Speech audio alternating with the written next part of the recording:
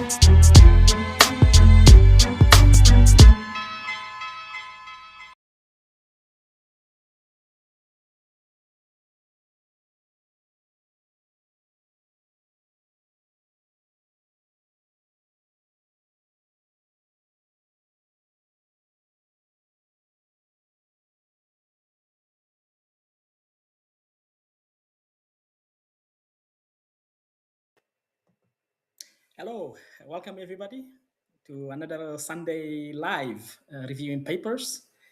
For those on Substack on private mode, thank you so much for showing up, and the others on YouTube and LinkedIn as well. So feel free to post your comments on the chat or questions. I will try to go over them at the end. Before we actually start, let me just mention that the recordings for the previous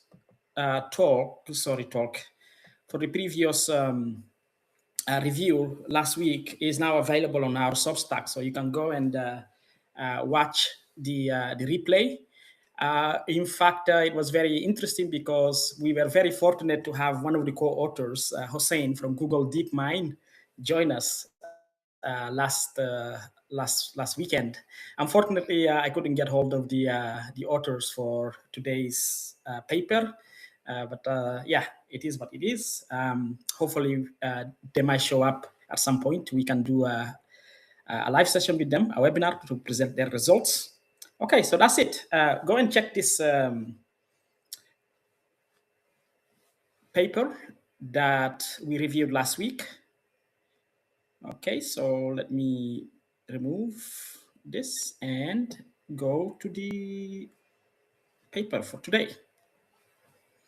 Okay, so today we will be looking at this paper it showed up quite a number of times on my feed. So yeah, so last night I decided to say, okay, yeah, we'll do this this paper.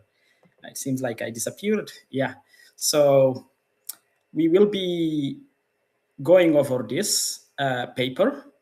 It's called Cryptanalysis Bench. Can LLMs do cryptanalysis?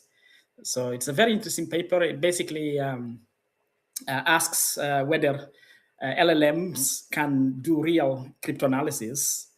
And to test their assumptions, they built this benchmark consisting of 191 tasks covering stuff like block ciphers, hash functions, authenticated encryption schemes, key encapsulation mechanisms, public key encryption, and digital signatures. So it's really encompassing the benchmark. And for me, it's very interesting that they actually include the NIST standardization competitions. So this makes it very relevant for practical cryptography, because as you know, NIST is the go-to standardization organization, right? They provide the standards that the companies trust are safe. So for them to pick standards from NIST is very, very good indeed. So the paper shows the models perform well on schemes with non-practical attacks. And they go beyond that to show that the strongest results, for example, are a full key recovery attack on schemes such as Spoke.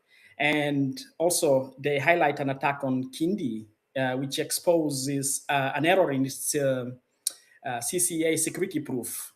So as far as I know, and I think this is also something that a remark that the authors they made, there wasn't a known result of this before, or at least publicly known. Maybe the security services know about this, and they didn't tell anyone. So the the NSAs, GCHQs in the UK, and so on.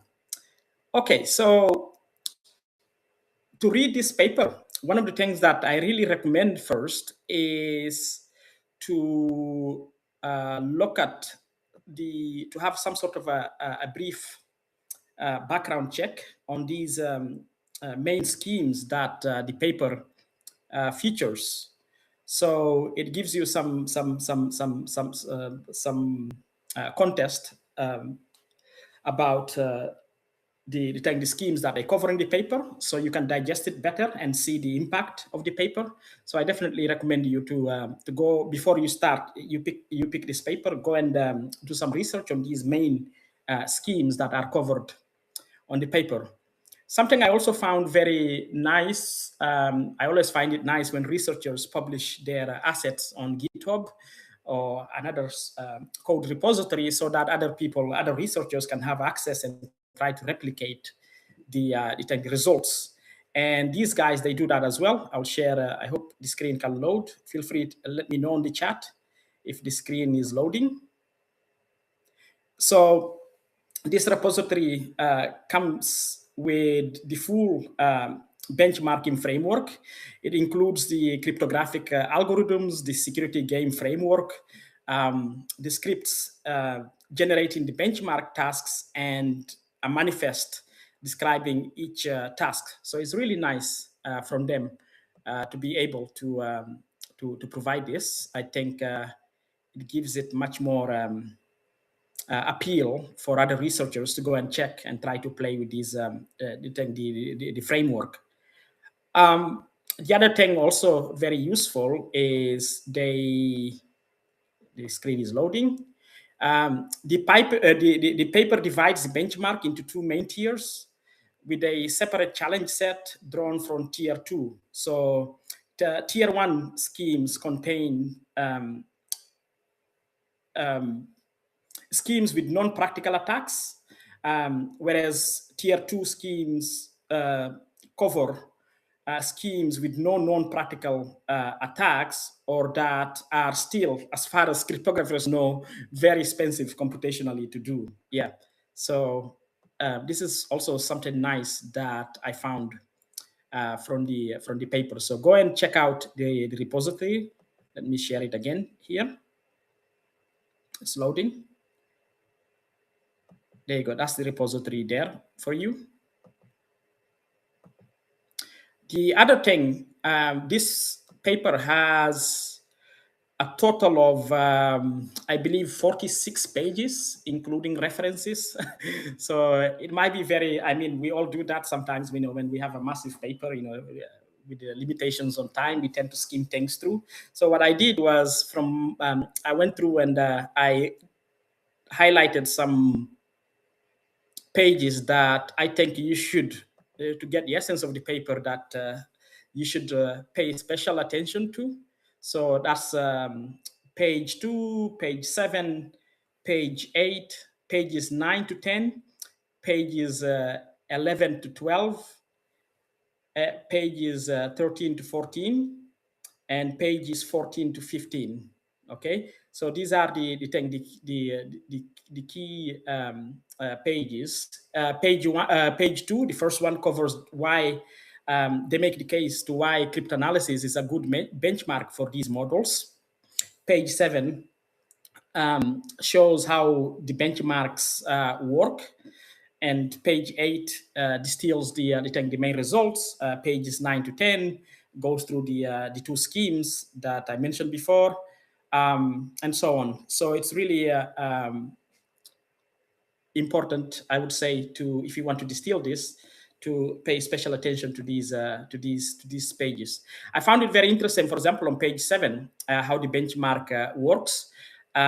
Basically, when you read the paper, you will see that the setup is basically a two-player system, where you have the agent, which plays the role of the adversary. It can inspect the source code, choose an available security game, and submit queries. And then you have the second player, the challenger, which runs separately. It holds the keys and some other stuff. So the agent must submit the complete attack script as well. So this is very interesting setup.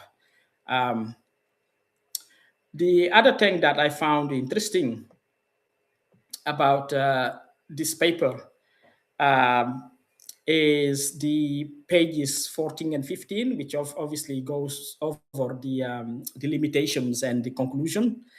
This is obviously new. As far as I know, this is one of the, if not the first time I see a benchmark like this in the context of using these models. So it's definitely something new. And the benchmark only measures attacks that can run within fixed time limits, within fixed limit. So it misses, the usual theoretical attacks that need much more time, memory, and data. So I think that's one of the things that I found interesting.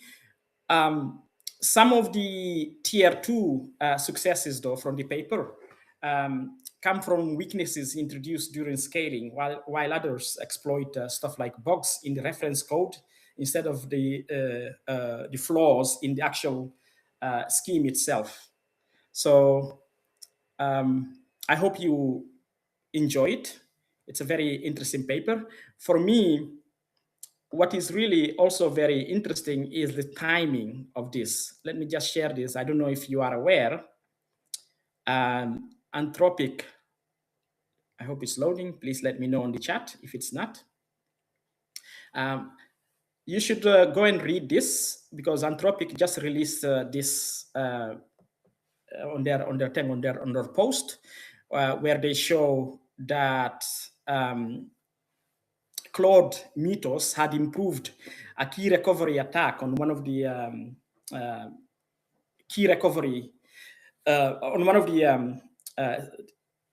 schemes called Hawk, a candidate for NIST post-quantum signature process. So this is very, very, very interesting. timely.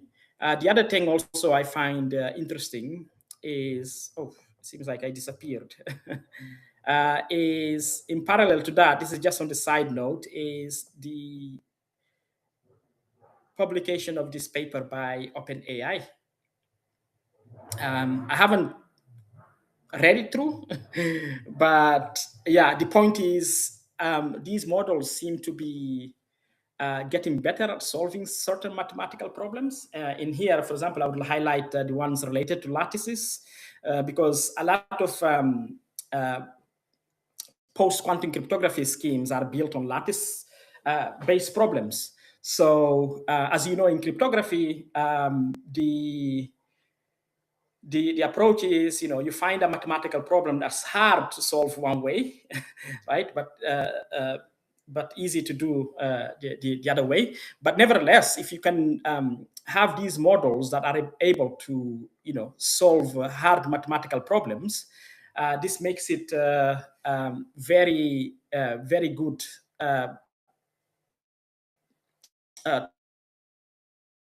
toolkit for people doing cryptanalysis, try to do better security analysis on these schemes, right? So that's the other interesting thing that I found, that this paper is very timely. So that's it. As you see, it's very, very short. So I took about 15 minutes. So now what I will do is, let me go back to the abstract, and maybe we can take some questions or go over your comments. For privacy reasons, I won't be putting the comments on the screen, because I don't know if the person posting it, wants me to put their question or identity or whatnot on the thing on screen, because this will be recorded. So yeah, feel free to type any questions, any comments, and let me know. I'll go over them. I'll give you 1 minute.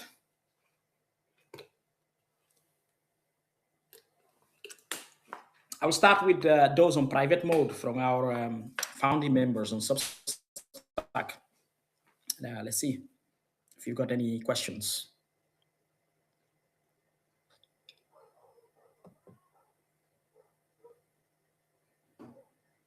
Okay, yeah, we have a question.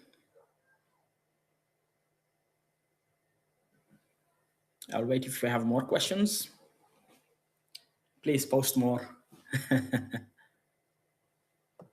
Okay, so the first question is, does the paper show that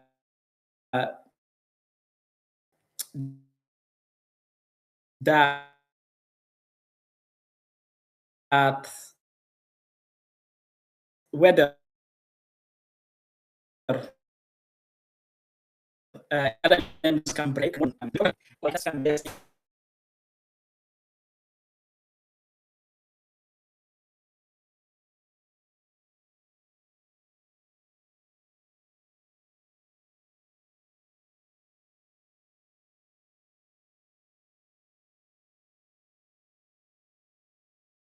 into detailing to the paper.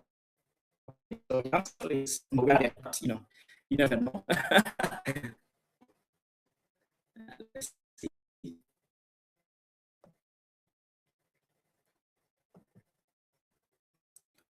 The second question. I believe the way they do that, first of all, you remember this is a two-player game setup. Basically, you have the agent, right, and you have the challenger. So the agent plays the adversary and interacts with a challenger that holds the keys and some randomness. It must submit a complete attack script, if I recall well. That wins a formal security game, such as stuff like doing stuff like key recovery, forgery, and all this type of stuff. Yeah.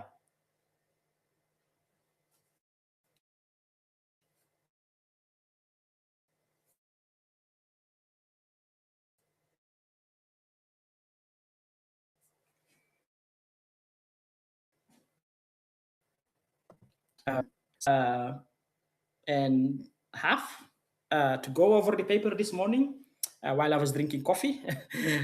So I took some notes, just going through it. So myself,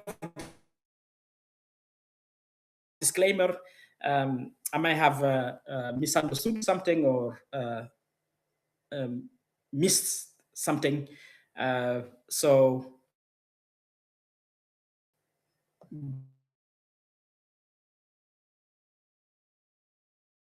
but I definitely recommend you when check questions. I will come back to our founding members. Let's give a chance to those on LinkedIn. Any questions from LinkedIn or YouTube, the public channels?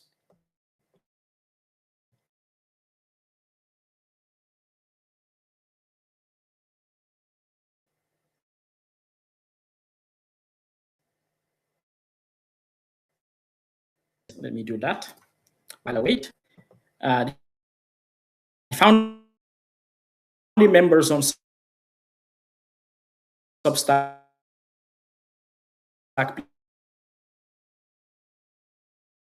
please feel free.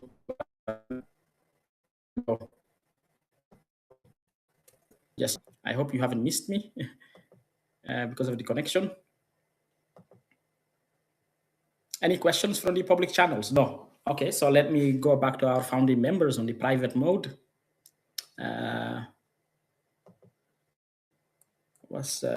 see something pop up before.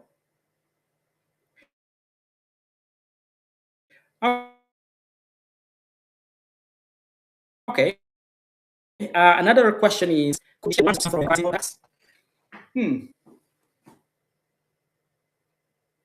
I think the answer is yes.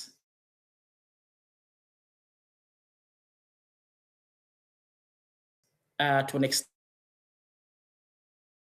in some cases, because every tier or the authors cannot, I would assume, right? They cannot fully separate recall from rediscovery, right? So that's my first hunch. But good question. Good question.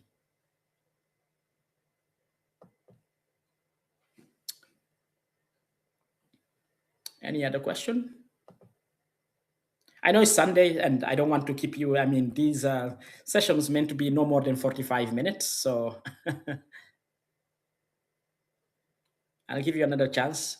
If not, well, we'll wrap up. It will be one of the shortest sessions, but that's how it meant to be. Is we would find some interesting paper that comes up on our feed.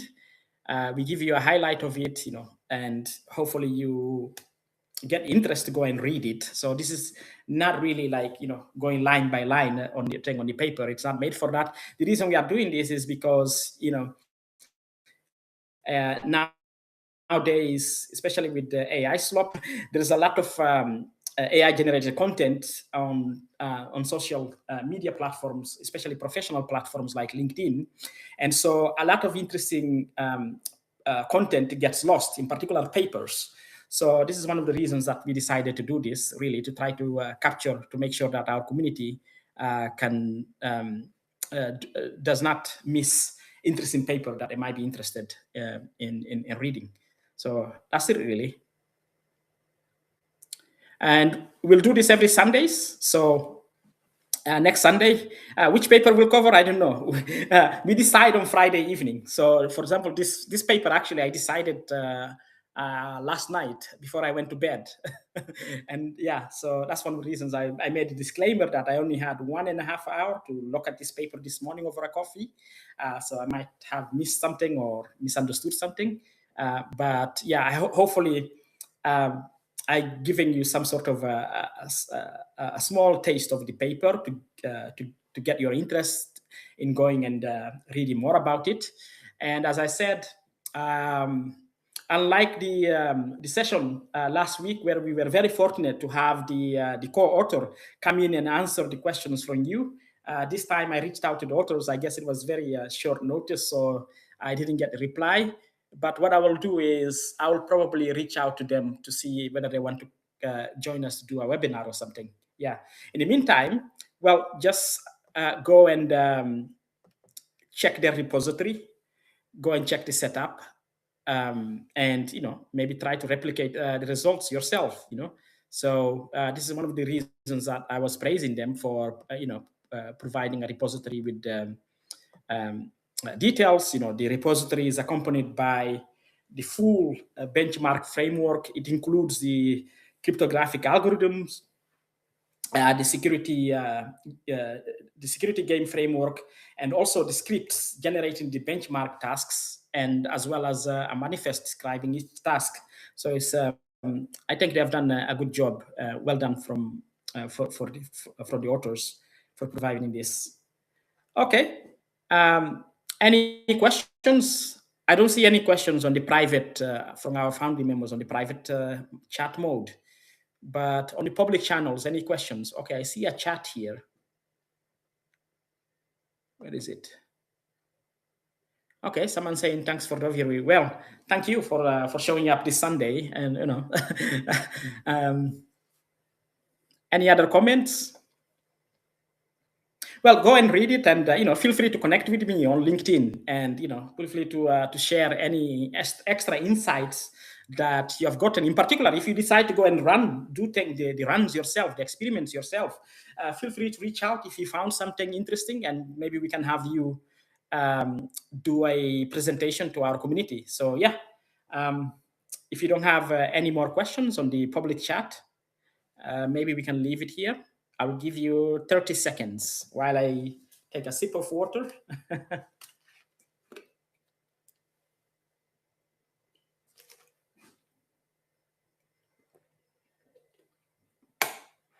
Oh, okay. I have a last question from the founding members. Let's see. I saw a chat. I don't know whether it's a question or it's a comment. I will check.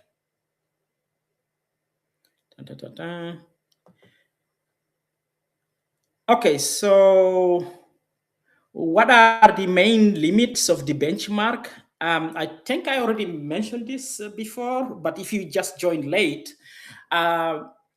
basically the benchmark only, from what I understand, the benchmark only measures attacks that can be executed within fixed time and with fixed compute limits. So it doesn't really capture theoretical attacks that are, say, too computationally expensive. Okay, so that's I guess the shortest answer to your question. But again, I refer to you to go and check the paper.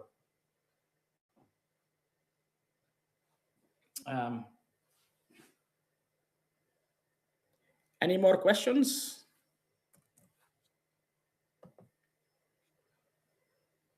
I see something popping up on the public channel. Let's see if I can see it. I cannot see it directly from the platform, so I need to exit and try to go. So it's loading. Sorry for this. You probably have a question.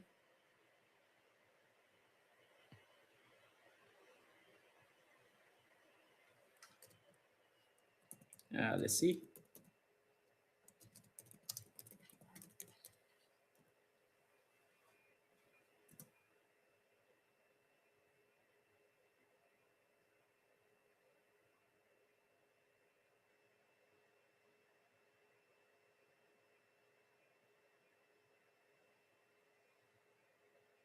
Okay, so the question is from, I don't know if I can, as I said, I won't be pulling the answers. Have these algorithms actually been cracked, or is it just a concept? So I think I already given this, it's related to something else I said before, to the previous question. So no, the deployed post-quantum algorithms have, of course, not been cracked. What has been demonstrated, however, is a proof of concept.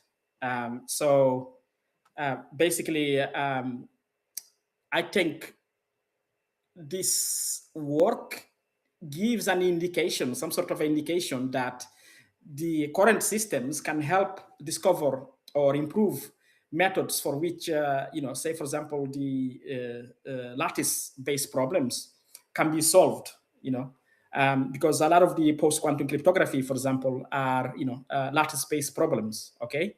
So the question is no, but this is new, so someone else might come up and with a bit of creativity and novelty and ingenuity can find something interesting. Yeah.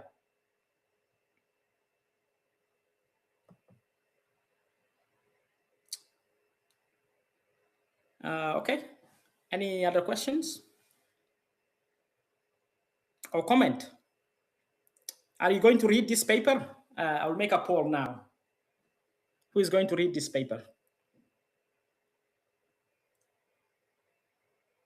Okay, who's going to play with the code? I know sometimes people, especially those from the community who are more of a software engineers, developers, you don't tend to read the papers. You tend to go straight to the code. So you skip the theory, go past the practical engineering stuff.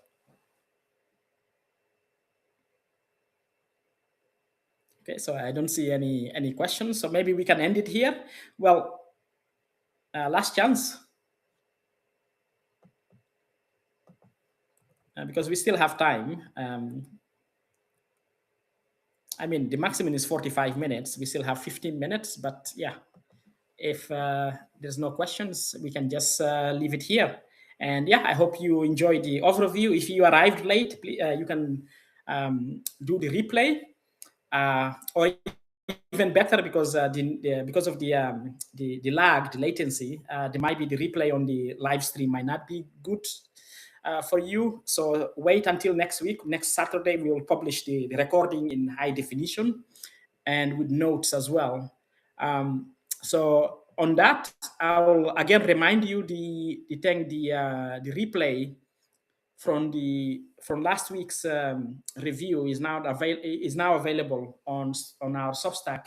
You can go there and check out the review and check the questions and answers with the author. We were very, as I said before, we were very fortunate to have the co-author of this paper last week from Google DeepMind come and take questions from you and from myself. So it was really nice. So I definitely recommend you to, while you wait for this one to be released next week, go and check this one instead as well.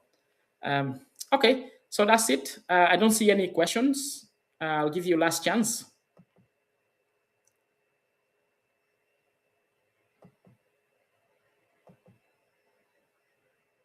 And by the way, if you find any interesting paper that you think we should review, feel free to reach out to me on LinkedIn, or if you got my email, you can reach out to me as well. I would be happy to look at it and see whether we can do it.